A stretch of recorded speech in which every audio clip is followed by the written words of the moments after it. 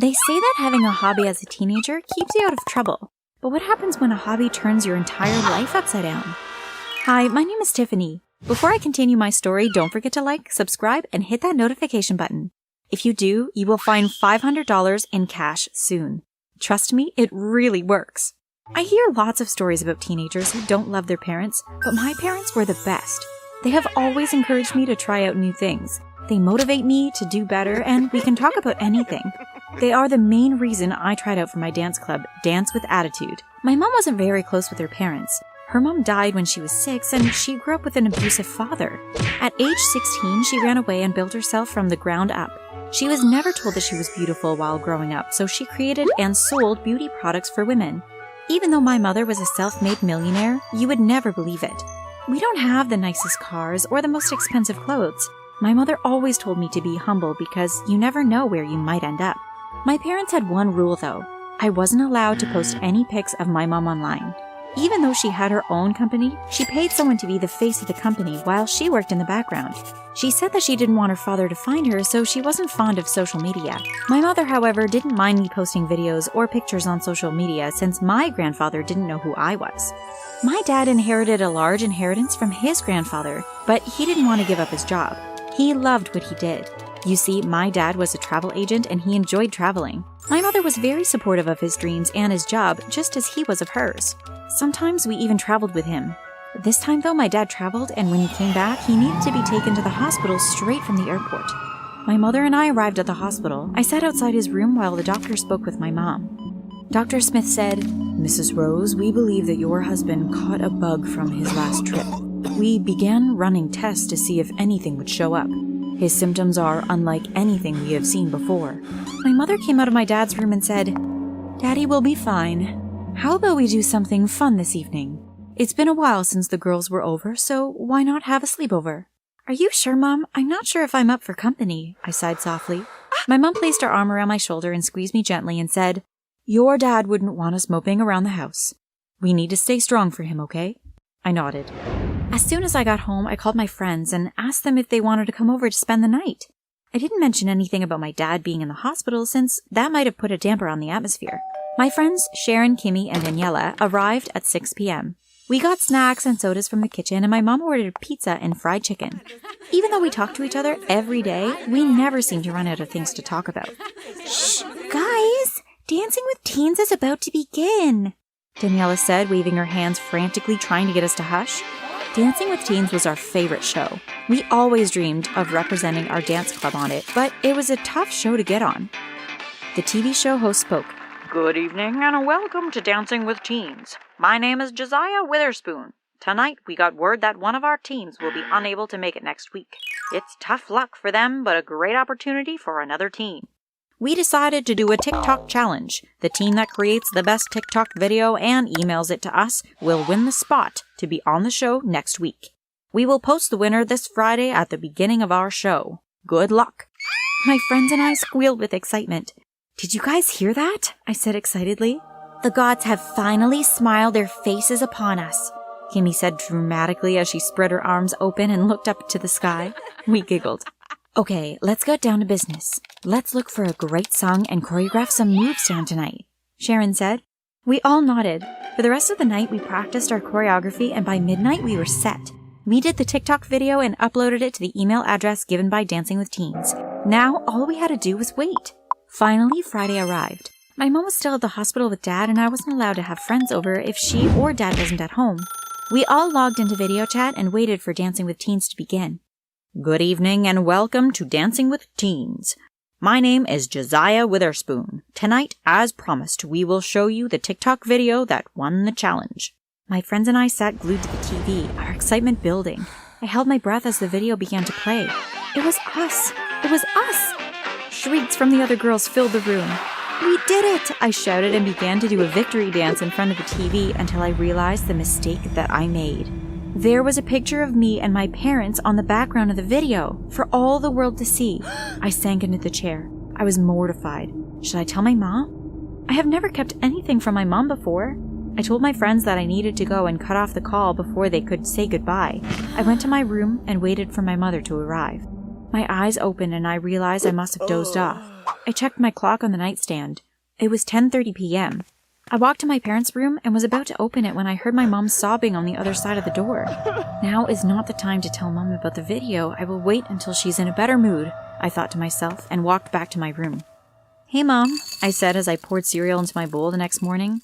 Kimmy, Sharon, Daniela, and I got to be guests on Dancing with Teens. My mother looked up at me from the newspaper that she was reading. Oh my God, are you serious? I'm so happy for you girls, my mom said as she came over and gave me a kiss on my head. Your father would be so proud of you. We have to go to the studio next Saturday. Would you be able to take me? I asked my mom. Sure I would. I wouldn't miss it for the world. That week, the girls and I met at each other's homes and worked on our routine for the show. This was our big chance to make our dance club proud. By Saturday, my stomach felt as though it was going through a grinder. I was so nervous. Have fun, baby, my mother said as she dropped me off. I'll be back before you perform on stage, okay? Send my love to Daddy. I can't wait to see him later to tell him all about it, I said. My mom gave me a final wave before driving off. I went into the studio and met the other girls to prepare for our routine. Each group was given a space to practice before doing their routine in front of the judges. After about 30 minutes, I told the girls that I needed to get some water. As I was walking back from the water cooler, I noticed a man walking directly towards me. Hi, are you Melissa Carr's daughter? The man stopped in front of me and asked. No, I'm not, I said and tried to get past the man.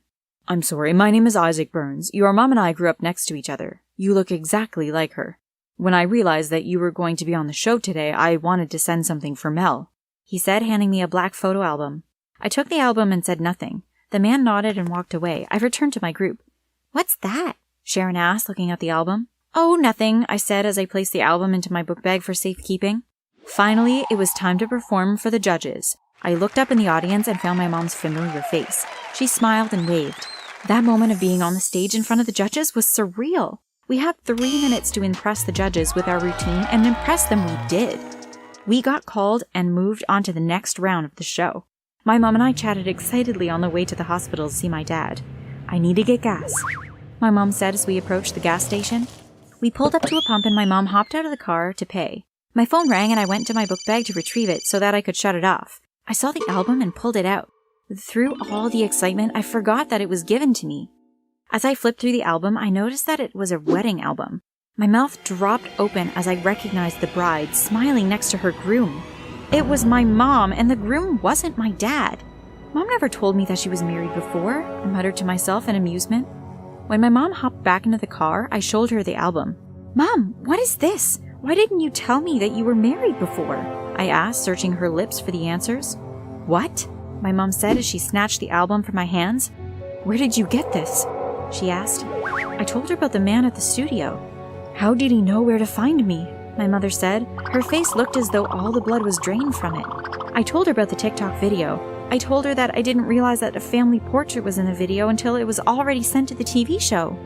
You ruined everything, my mom yelled at me. We need to get out of town immediately. My mom exited the gas station and went to the opposite direction of the hospital. Aren't we going to visit Dad? I asked, looking back at the way we came. We can't visit your dad now. We need to leave. Your dad will be okay, my mother said, her hands visibly shaking as her grip tightened on the steering wheel. Mom, who was that man? Does Dad even know that you were married before him? I asked. I needed answers to my questions. The man that handed me the album was way too young to be my grandfather. Now is not the time for all these questions. My mother screamed at me. My mother never screamed at me.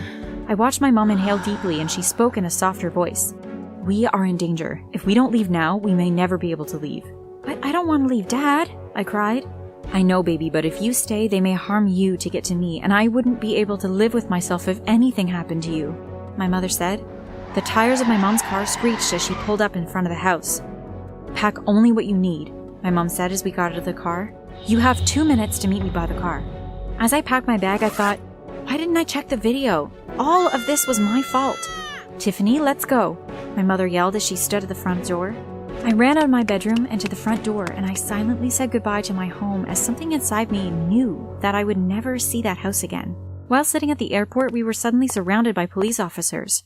Melissa Blackman, you are under arrest for the attempted murder of Isaac Burns, an officer announced.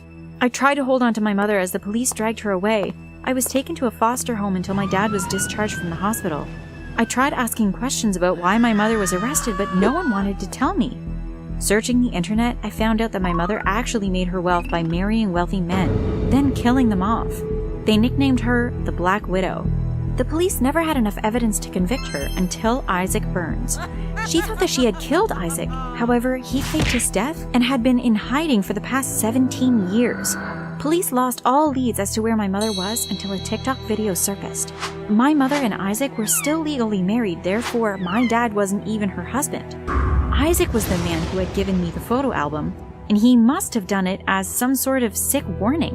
I couldn't believe my mom would do something like this. She had seemed so sweet and caring, but I realized that all must have been an act.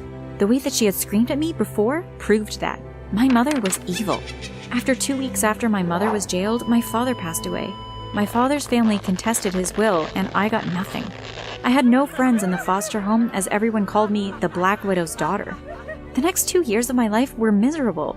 Kimmy, Sharon, and Daniela weren't allowed to talk to me. The only family I had alive was my mom. As soon as I was 18 years of age, I signed up for school. I studied psychology, and I wanted to understand why my mom did what she did. Over the years, I not only changed my name, but changed my look. My hair was now cut short and dyed red. My goal was to get the chance to work at the women's prison where my mom was incarcerated. I knew, however, that they wouldn't allow me to work there if they knew my mother was in the system. After 20 years, I finally made my way down the halls of the women's prison as Dr. Elizabeth Ignes. "So, Mrs. Burns, would you like some tea?" I asked as I looked at my mother. She had aged considerably during her time in the prison. "My mother and I have been having sessions for the past year." "I would love some," she nodded. About 15 minutes after drinking the tea, I watched as my mother doubled over in pain. She looked up at me as her nose began to bleed. I opened the door and shouted, "Guard!" before I knelt next to my mother and whispered in her ear, "I have waited 20 years for this. May my father finally rest in peace."